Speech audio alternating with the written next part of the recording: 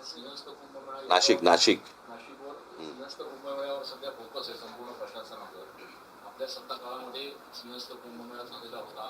आता आपण जी माहिती घेत आहे किंवा आपल्याला जे कळत आहे सिंहस्थाची कामं शहरभर सुरू आहेत. काय इनपुट्स आहेत आणि काय नेमकी अपेक्षा आहे प्रशासनाकडून? मी तुम्हाला माझा अनुभव म्हणून तुम्हाला सांगतो की ज्या वेळेला मी 2 आत्तापर्यंत कुंभमेळे मी असताना इथे झालेत. एक 2003चा आणि एक 2015चा. 2003चा कोणाला आठवत पण नसेल, 2015 बद्दल आपण बोलू. 2015चा जो कुंभमेळा झाला त्यावेळेला जी काही नाशिकमध्ये जी काही कामं झाली आणि ज्या प्रकारे कुंभमेळा झाला, मला असं वाटतं की नाशिक शहराला देखील कळलं नव्हतं की कुठे काय कामं सुरू आहेत आणि काय कशा प्रकारची कामं सुरू आहेत. ती झाल्यानंतर सर्वांना दिसलं की कशा प्रकारचे रस्ते झालेत आणि काय झाले वगैरे. आणि त्या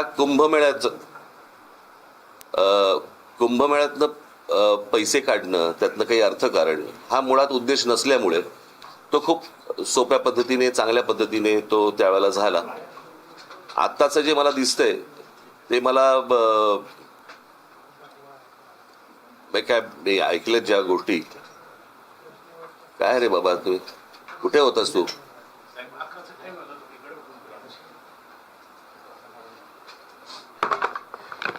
सर आता राहू दे बस.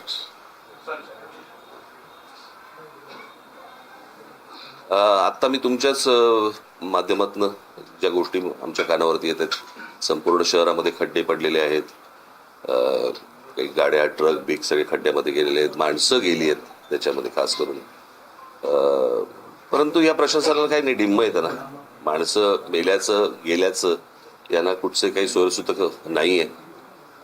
आणि बस आपली त्या सगळ्या भागातनं म्हणजे त्या सगळ्या कामातनं कमिशन कशी मिळतील हाच फक्त एक सगळ्यात महत्त्वाचा भाग आहे.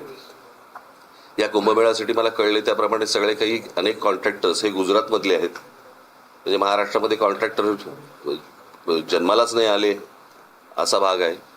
आणि वरून जे आदेश येतील त्याप्रमाणेच फक्त हे कुंभमेळे करायचे. आणि महाराष्ट्रामधल्या एकूणच सगळ्या गोष्टी ह्या वरतून जे आदेश येतील त्याप्रमाणेच जर समजा हाताळायचे असतील तर त्यांना लख लाभू. दुर्दैव आहे, मला वाईट या गोष्टीचं वाटतं. इतकं सुंदर मी त्यावेळेला आम्ही नाशिक केलं होतं, त्याची सगळी दुर्दशा बघून वाईट वाटतं. म्हणजे ते बॉटॅनिकल गार्डन असेल किंवा माननीय बाळासाहेबांच्या नावाने केलेलं म्युझियम असेल किंवा अनेक गोष्टी ज्या त्यावेळेला केल्या होत्या त्या सगळ्या गोष्टींची बस दुसऱ्याने केलंय म्हणून त्याची वाट लावायची. मला काल का परवाच मी हा प्रश्न विचारला की त्या स्मार्ट सिटीज काय झालं. त्या स्मार्ट सिटीचं कुठे गेलं? त्या स्मार्ट सिटी कुठच्याही देशातल्या कुठच्याही शहरामध्ये तुम्हाला काहीही दिसत नाहीये. सगळी शहरं बर्बाद होताना दिसत आहेत. आणि मला ज्या प्रकारे निवडणुका हाताळल्या जात आहेत त्याही खूप फ्रॉड पद्धतीनेच हाताळल्या जात आहेत. हे लोकांनाही कळले, लोकांनाही माहिती आहेत ह्यांना मतदान कशा प्रकारचं होतंय.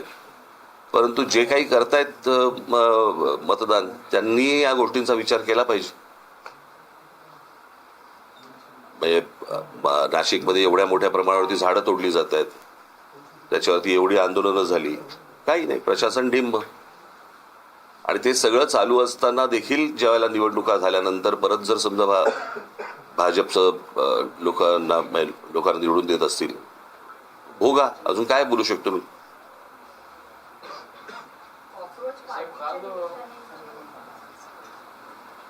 हा बोला.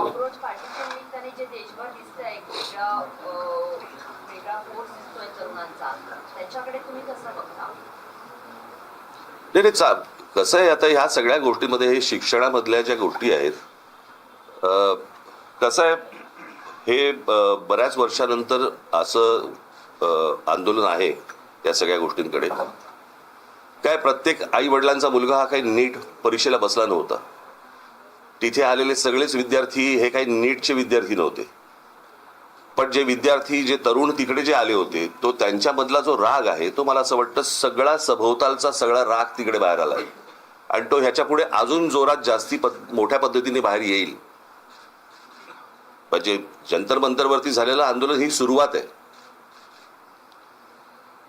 कळलं का. ते आत्ता आंदोलन शांत आहे किंवा परंतु राग सरकारबद्दलचा राग ज्या वेळेला अशा प्रकारे बाहेर येतो, कारण हे आंदोलन घराघरात शिरलं. ज्या वेळेला त्या तरुणांना, ज्या विद्यार्थ्यांना मारलं, बरं का, आणि प्रत्येक आई वडिलांना असं वाटलं, प्रत्येक आजोबा आजींना असं वाटलं की बाबा माझ्या पोराला मारलं, हे का मारतायत मुलांना. खरं तर ते शांतपणे आंदोलन सगळं सुरू होतं. सरकारने या सगळ्या गोष्टींची सुरुवात केली. आणि मला एवढंच फक्त म्हणायचं, हे भाजपमधलंच अंतर्गत हे भांडण आहे आणि त्याच गोष्टी आता सगळ्या चव्हाट्यावरती येत आहेत. काल बैठक घेतली पदाधिकाऱ्यांची, एसआयआरच्या मुद्द्यावर पण चर्चा झाली. मी तुम्हाला तुम्ही आता हा प्रश्न विचारत, मी येतो त्याच्याकडे. शिक्षणाच्या बाबतीत मला काल अनेक विद्यार्थी काल येऊन भेटले. मला हाच नाशिकमधला पॅटर्न हा संपूर्ण महाराष्ट्रभर चालू असेल.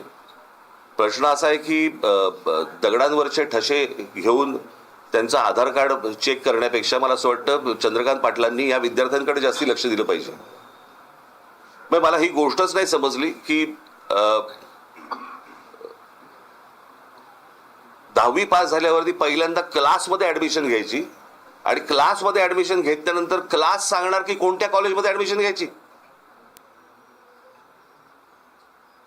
आज ते विद्यार्थी कॉलेजला न जाता 8-8 तास त्या क्लासमध्ये जाऊन बसतायत आणि तिकडे शिकतायत. मग कॉलेज काय करते? कोचिंग क्लासेसवरती निर्बंध आणायचा आपला मसुदा गेले 24 वर्षापासून पेंडिंग आहे. तयार आहे मात्र नाही, कोचिंग क्लासेस मधनच या सगळ्या कोचिंग क्लासेस सगळेच काय वाईट असतात अशाला भाग नाहीये. परंतु आता जे काही धंदा म्हणून जे आलेले आहेत,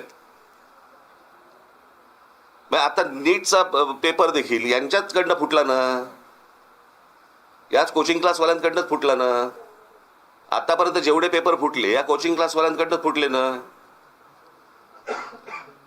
मग प्रश्न असा आहे की ते निलकणी आणून तिथे आता काहीतरी त्या निलकणींना आणलंय वरती, त्यांनी मला असं वाटतं या क्लासेसवरती पहिल्यांदा लक्ष दिलं पाहिजे.